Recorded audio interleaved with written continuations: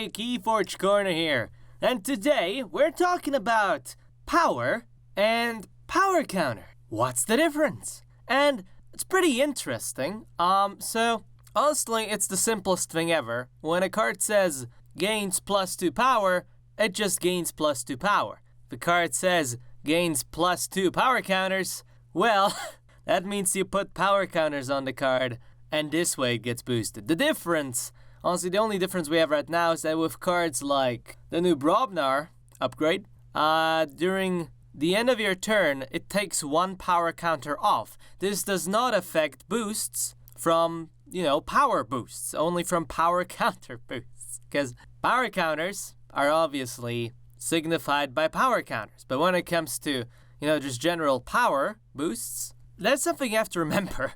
And a similar situation we see with shields, where honestly, you do not put shield counter on the creature. That's why in the previous sets we never had any shield counters, because that's not a thing. That's not a mechanic in the game. That's not a counter in the game.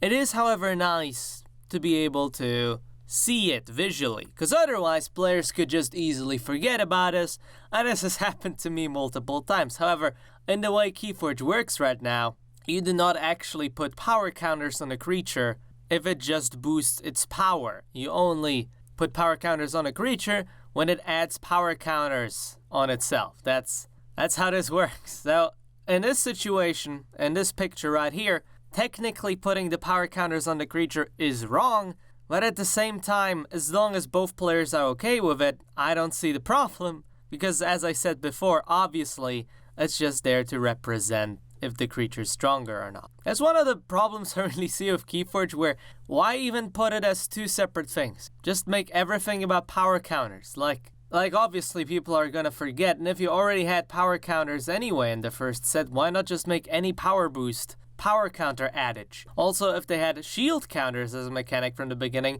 it would also be much simpler for people, especially since it's supposed to be a simple alternative, a simple game. I don't know.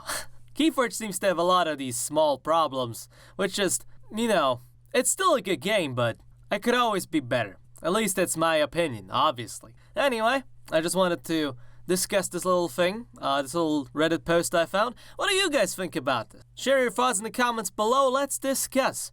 On the Keyforge Corner, hope you guys keep on forging those keys, and I will see you tomorrow.